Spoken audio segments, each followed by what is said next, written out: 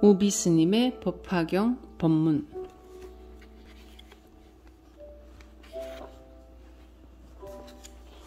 제11강.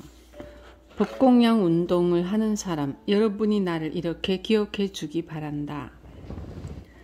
경전을 믿고 널리 전하기를 권하다. 한 달 사이에 무덥던 날씨가 신선하게 바뀌었습니다. 더우면 더운 대로, 시원하면 시원한 대로 공부하기 좋은 계절입니다. 모두들 몸이 건강하고 정신도 건강하도록 열심히 정진하시기 바랍니다. 경전은 부처님의 말씀입니다. 이것을 공부해서 세상사와 인생에 있어서 진리다, 참다운 이치다 라고 납득이 가고 내가 이러한 바르고 참된 이치를 몰라서 어리석게 살았구나 라고 이해하고 믿는다면 꿀먹은 벙어리처럼 혼자 수용하고 말아서는 안 됩니다. 경전을 널리 전해야 합니다. 부처님은 깨달음을 다른 사람에게 전하는 일이 매우 절박하여 송장을 타고서라도 무트로 나가 생명을 유지해야 하는 것처럼 절박한 일이다 라고 비유를 했습니다. 어떤 사람이 항해를 나갔는데 배가 전복되어 사람들이 다 죽고 같이 배를 타고 가던 친구도 죽었는데 살아있는 자신은 생명을 부지해야겠기에 떠내려가는 친구의 송장이라도 붙잡아 자기 몸을 의지했습니다. 친구였던 이의 송장을 타고서라도 무트로 나가는 사람의 절박한 심정으로 부처님은 법을 전한다는 것입니다. 부처님이 수많은 전생과 금생을 통해 쏟은 열정과 공을 생각한다면 충분히 이해할 수 있는 일입니다.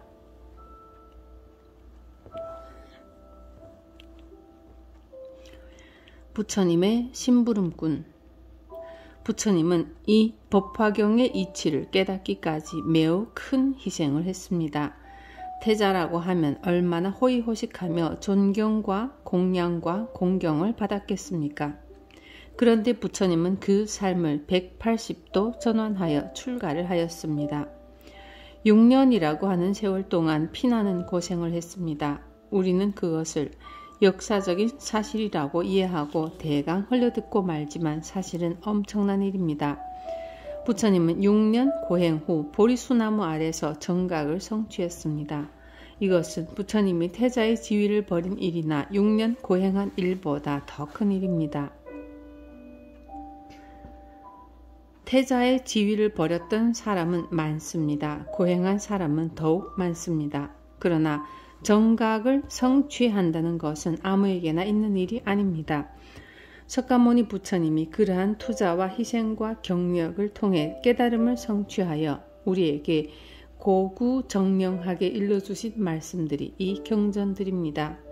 이것을 우리가 열심히 공부하고 깊이 사유해서 각자 나름의 이해가 있고 감동이 있다면 가족과 친지, 이웃에게 열심히 전해야 합니다. 그것이 불자가 할 일이고 우리가 부처님께 공양하는 일입니다.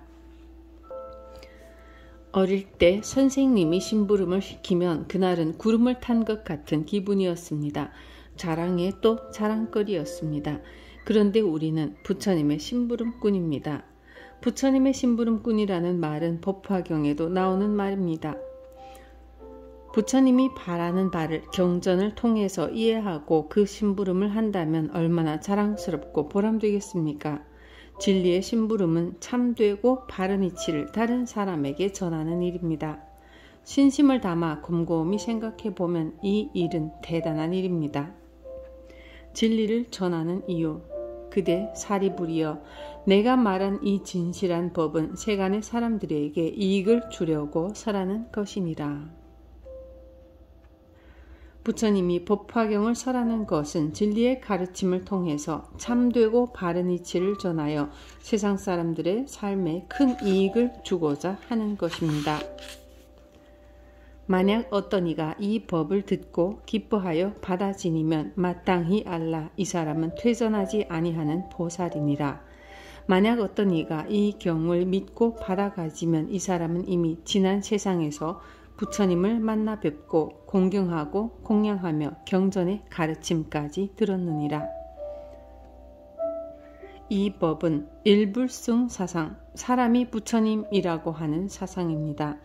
지난 봉은 법회지를 보니 이 인불 사상을 실참 속에서 실천하는 아이디어를 공모하고 있었습니다. 저는 일상생활 속에서 공양이라는 말을 사용하는 운동을 하면 어떨까 하는 생각을 해봤습니다. 부처님께 이바지하는 일을 공양이라고 합니다. 절에서는 때가 되면 무조건 누구에게나 분별하지 않고 공양하십시오라고 합니다. 부처님께만 쓰는 말을 어찌하여 모든 사람에게 사용하는가? 거기에는 근본적으로 법화경의 인불사상이 깔려 있습니다. 당신도 부처님이므로 부처님처럼 공양받아 마땅하다는 것입니다. 당신이 그대로 불성인간임을 깨우쳐주는 의미입니다. 그래서 이 공양이라는 말을 쓸 수 있는 장소가 된다면 무조건 쓰는 운동을 전개하면 좋겠습니다. 불자 가정이라면 밥 먹으라는 말보다 공양하십시오라는 말을 쓴다면 좋을 것입니다.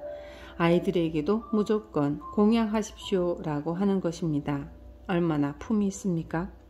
아이들이라도 당연히 부처님이니까 존칭을 쓰는 것입니다. 나는 법공양 운동을 하는 사람이다. 공양 중에는 법공양이 제일입니다. 공교롭게도 오늘 제가 법공양으로 당신은 부처님이라는 책을 2000부 준비해 왔는데 이 이야기를 할 수 있는 여건과 맞물렸습니다. 이 기회에 저에 관한 이야기를 해야겠습니다. 저는 무엇을 하는 사람인가? 법공양을 하는 사람입니다. 법공양에 제일 주력하는 사람입니다. 저는 25년간 법공양 운동을 해왔습니다. 어느 날 송광사에 갔더니 보왕산매론이 탁자에 놓여 있었습니다. 1988년 올림픽이 있던 해 그것을 가지고 인쇄소에 가서 수만 장을 인쇄했습니다. 테이블까지 하나 맞춰서 범어사 일주문 앞에 놓고 그 위에 보왕산매론을 잔뜩 쌓아 놓았습니다.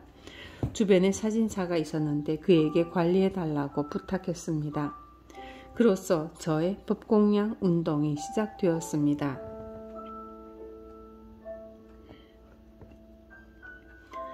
88 올림픽 때는 영어, 일본어 등으로 번역한 법구경을 짜깁기 하여 8페이지 되는 가벼운 책을 만들어서 선수촌 법당에 쌓아놓기도 하였습니다.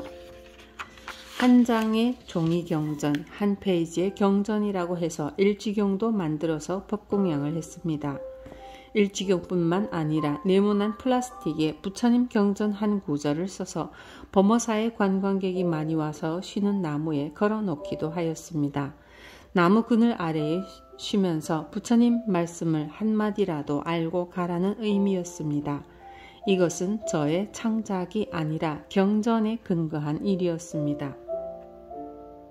설산동자처럼 옛날에 설산동자가 길을 가다가 법문 한 구절을 들었습니다. 재행무상 시생멸법, 재행은 무상하여 생멸이 있으니 라는 소리였습니다. 이 소리가 어디서 나왔는가 살펴보니 흉악한 나찰이 나와서 자기가 그 말을 했다고 하였는데 설산동자가 아무리 생각해도 그 구절만으로는 부족한 것 같았습니다. 그래서 나머지 구절까지 소개해달라고 하니 나찰은 나머지 구절이 있지만 배가 고파서 전해줄 수 없다고 하였습니다. 나에게 공양을 주면 나머지 구절을 전해주겠다라고 나찰이 말하였습니다. 그럼 좋다. 당신은 무엇을 먹느냐? 설산동자가 물었습니다. 나는 사람의 뜨거운 피를 먹는다. 나찰이 대답했습니다. 아무리 둘러봐도 사람이라면 설산동자 한 사람뿐이었습니다. 내가 나의 뜨거운 피를 주면 내 목숨이 사라지는데 어떻게 법문을 알아듣겠는가? 먼저 법문을 들려주면 그 후에 틀림없이 내 몸을 당신에게 공양하겠다라고 설산동자가 말했습니다. 나찰이 그 약속을 믿고 재행, 무상, 시생멸법의 다음 구절을 전해주었습니다. 생멸멸이 정멸위락,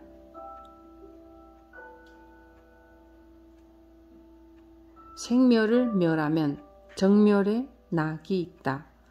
말을 마치고 나찰이 설산동자를 잡아먹으려 하였습니다. 설산동자는 이 귀중한 법문을 혼자만 듣고 죽을 수는 없으니 석벽에 그 구절을 적고 죽겠다고 하였습니다.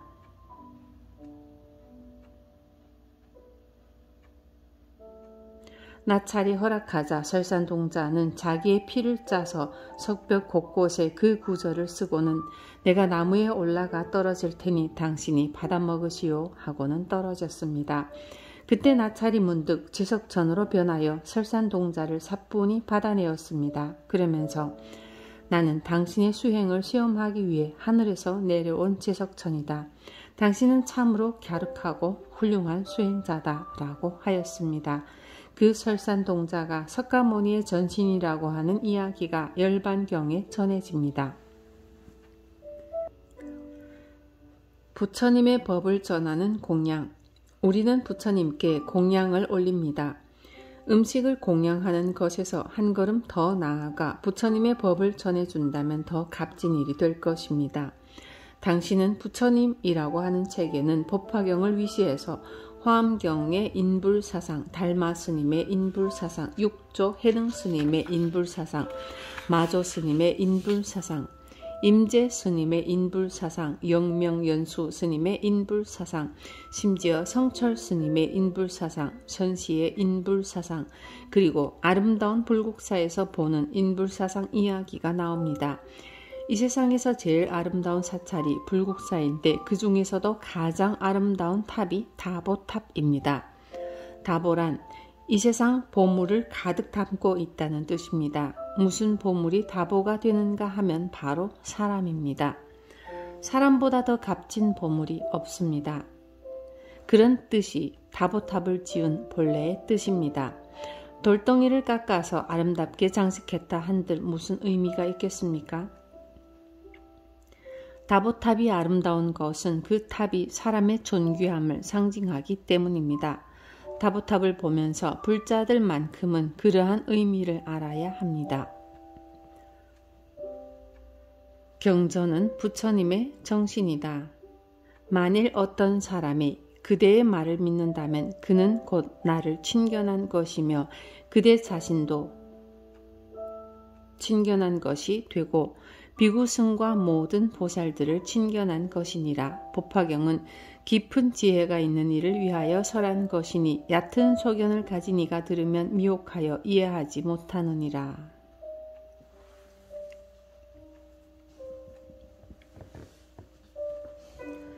부처님을 친견한다는 것은 엄청난 일입니다. 아한부 경전에 박할경이 있습니다. 박할리 비구가 어느 날 나이 들고 병이 들어서 신도님 집에서 숨을 거두게 되었습니다. 박할리는 신도님에게 부처님께 예배하고 눈 감는 것이 소원입니다.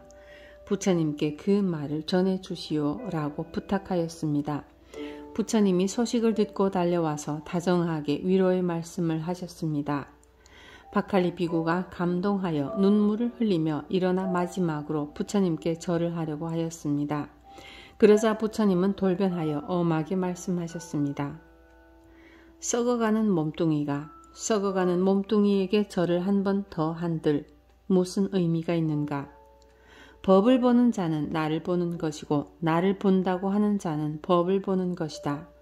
나의 가르침이 곧 나다. 곧 죽음을 앞에 둔 제자에게까지 부처님이 가르침을 주신 것입니다. 박할리와 부처님은 얼마나 차원이 다릅니까? 나의 가르침이 곧 나다. 나를 보려는 자는 내 정신이 무엇인지를 알아야 한다. 라고 부처님이 말씀하셨습니다. 그러므로 부처님의 경전을 본다는 것은 부처님을 친견하는 일입니다. 부처님의 정신을 만나는 일입니다. 그러한 경전을 전하는 일은 부처님을 친견하도록 안내하는 일입니다. 뜻이 같은 사람들. 저를 생각할 때 저 스님은 법공양 운동하는 사람이다 라고 생각해 주면 좋겠습니다. 부처님 법을 많은 사람에게 전하는 운동을 하는 사람이다 라고 기억해 주면 좋겠습니다. 만약에 제가 죽어서 저의 묘비명을 쓴다면 법공양 운동 하던 사람이 여기 잠들었다 라고 쓰면 좋겠습니다.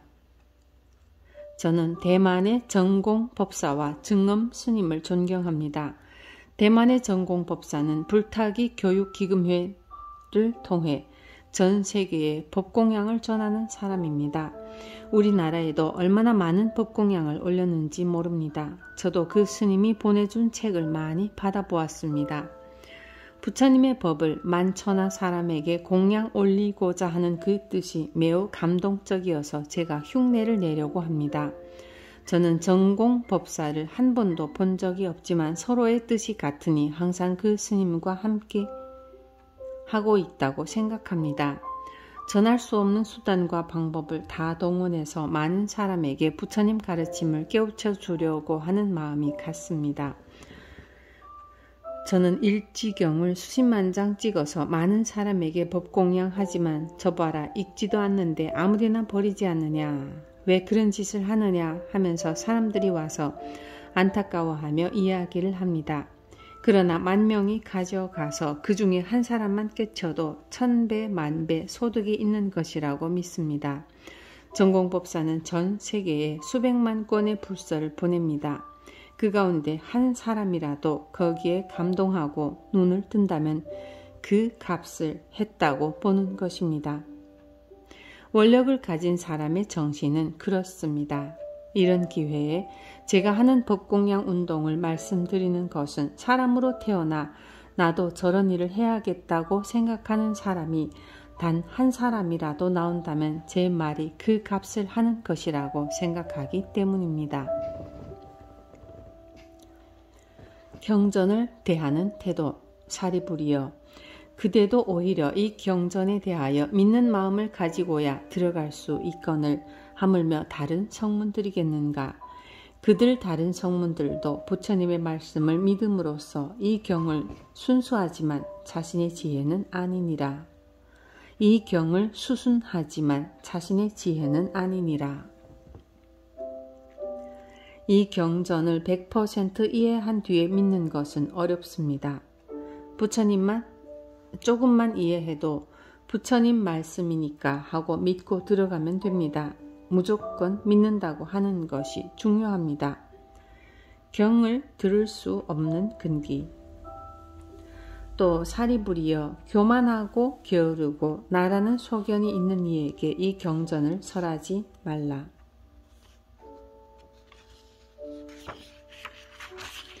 범부들은 소견이 얕아서 오욕에만 탐착하여 경전을 들어도 이해하지 못하니 그런 이들에게도 역시 설하지 말라.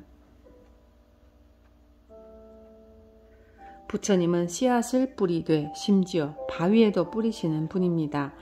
바위에 씨앗을 뿌려 놓아도 그것이 바람에 날려가서 흙을 만나고 습기를 만나 싹을 틔웁니다. 불법의 이치가 그와 같습니다. 지금 여기서 법문을 못 듣더라도 미국 어디쯤 이민 가서 고생을 하다가 나중에야 새롭게 발심할 수도 있습니다. 실컷 공부하라고 할 때는 안 하고 엉뚱하게 다른 곳에 가서 고생만 하다가 부처님 생각이 나서 발심하는 사람들도 많습니다. 그런데 여기 나온 말씀은 그와 반대입니다. 교만하고 게으르고 나라는 소견이 있는 이에게는 이 경전을 설하지 말라라고 하시니 이 무슨 말씀이십니까? 형이하학적인 사람에게는 부처님의 말씀이 이해가 안 된다는 뜻입니다. 인간의 가치를 물질에만 두고 사는 사람에게는 이 말씀이 전혀 눈에 들어오지 않고 손에 잡히지도 않습니다. 똑같은 사람인데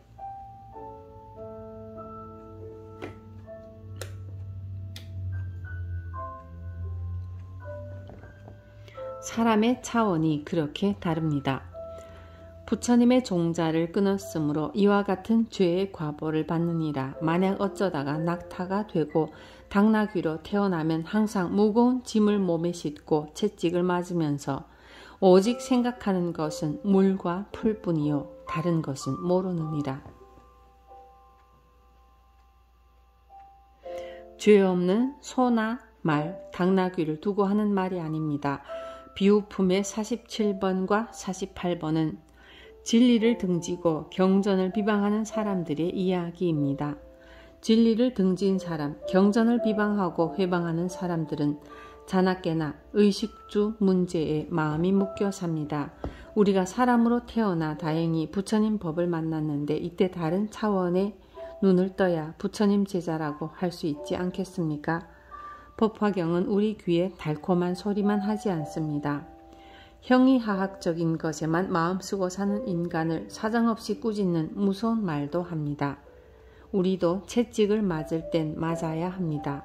저는 법화경의 이 구절을 보고 얼마나 반성했는지 모릅니다. 승속을 막론하고 사람으로 태어나 의식주 문제에만 목을 매면 사람이라고 할 수 있겠습니까? 동물도 의식주 문제엔 열심이고 제 새끼를 위하는 정성은 사람보다도 더합니다. 만약 사람으로 태어나면 귀머거리, 소경, 벙어리에 가난뱅이 등 이런 못난 것으로 자신을 장엄하리라. 법화경을 등지고 비방한 사람들은 못난 것으로서 장엄을 합니다. 못난 것도 그 사람을 장엄한 것입니다. 어째서 장엄이라는 말을 썼을까요? 법화경을 등지고 비방한 사람들이란 사람이 살아가는 데 대한 참다운 이치를 등진 사람을 말합니다. 그가 어디 살든지 어떤 종교를 믿든지 상관없습니다. 참다운 이치를 등진 사람의 삶은 겉으로는 번지르르 해도 사실은 고통스러운 삶이라는 것입니다. 경전을 들을 수 있는 근기. 만약 어떤 사람이 영리하여 지혜가 있고 총명해서 많이 듣고 모두 기억하여 부처님의 도를 구하는 이라면 이러한 사람들에게는 설하여 줄 것이니라. 이것은 경을 들을 수 있는 사람의 경지입니다. 법화경 이야기에 귀가 솔깃한 사람이 영리하고 지혜가 있는 사람입니다. 만약 어떤 사람이 지난 세상에서 100천만억 부처님을 친견하고 온갖 선근을 많이 심어서 마음이 깊고 견고하면 이러한 사람들에게 이 경전을 설할지니라. 100천만억 부처님을 친견한다고 했는데 어디에 100천만억 부처님이 있습니까? 우리가 알고 있는 불교 상식으로는 이런 말이 풀리지 않습니다. 모든 사람, 모든 생명을 부처님으로 섬길 때만이 100천만억 부처님이라고 하는 말이 성립됩니다. 공양하십시오라는 말 속에 이미 당신은 부처님이라고 하는 의미가 포함되는 것과 같은 이치입니다. 그래서 저는 일상에서 공양이라는 말을 쓰는 운동을 하자고 제안하는 것입니다. 그 사람 신심 있다, 불교에 대한 지식이 있다는 말을 합니다. 그 말은 그 사람은 자기 자신보다 남을 먼저 생각하는 사람이다 라는 뜻이기도 합니다. 경전에서는 그것을 자미득도 선도타라고 표현합니다. 자기는 제도하지 못해도 남을 먼저 득도케 하는 것입니다. 이것이 불심입니다. 발심, 불심, 신심, 불교에 대한 이해, 불교를 믿는다.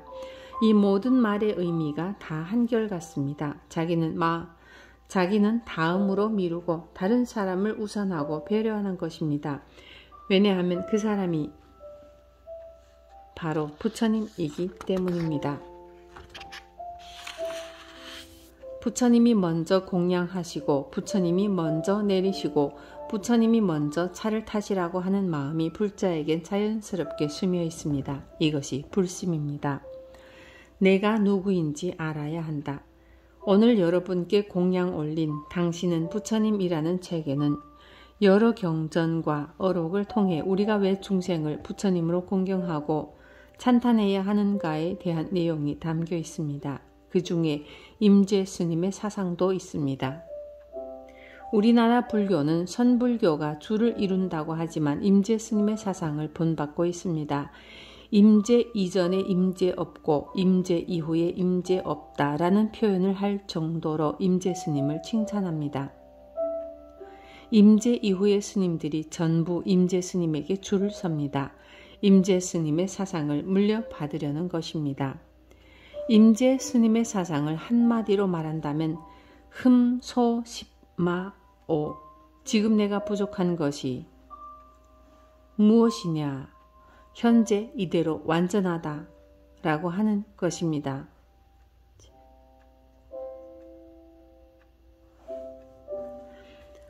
나의 조건이 좋아서 완전 무결한 것이 아닙니다. 지금 나의 몸에 온갖 병고가 있더라도 나는 완전 무결한 존재다 라는 말입니다.